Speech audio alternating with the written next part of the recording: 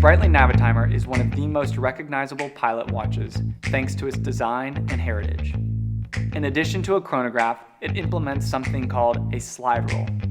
The additional numbers around the tachometer are what make up the slide rule. Before we jump into learning how to use it, there are a few things to note. First, decimal points are not taken into account, so 35 and 350 are notated the same.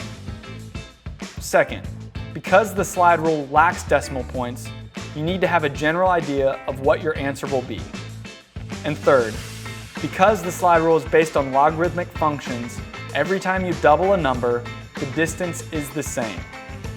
So from 10 to 20 will be the same as from 20 to 40, and so on. All three of these tips will make more sense once we start using the slide rule. So if you've ever wondered how a slide rule works, here are a couple of ways to use it in everyday life. First, we're going to show you how to calculate tips at a restaurant. Locate the red 10 on the outer ring and rotate it to the total of your bill, remembering to disregard the decimal. So for this example, we will just say we went to a nice dinner that cost $400. We will rotate the red 10 to match up with the 40 on the inner ring.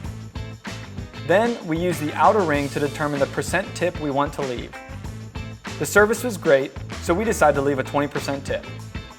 We find 20 on the outer ring and look at the correlating number on the inner ring, and it reads 8. Here's where we have to use a little know-how. We know that the tip isn't just $8, so logically it must be $80. And there you go. You just impressed all your friends with how your watch calculates tips.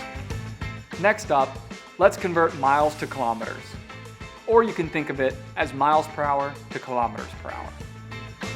A kilometer is roughly 0.621 miles. So what we're going to do is find just past 62 on the outer ring, and we're going to rotate it and line it up with the red 10 on the inner ring. The outer ring now represents miles, or miles per hour, and the inner ring is kilometers, or kilometers per hour. For this example, let's say we're trying to figure out how far 180 kilometers would be in miles. We would locate 18 on the inner ring, and the outer ring shows just under 12.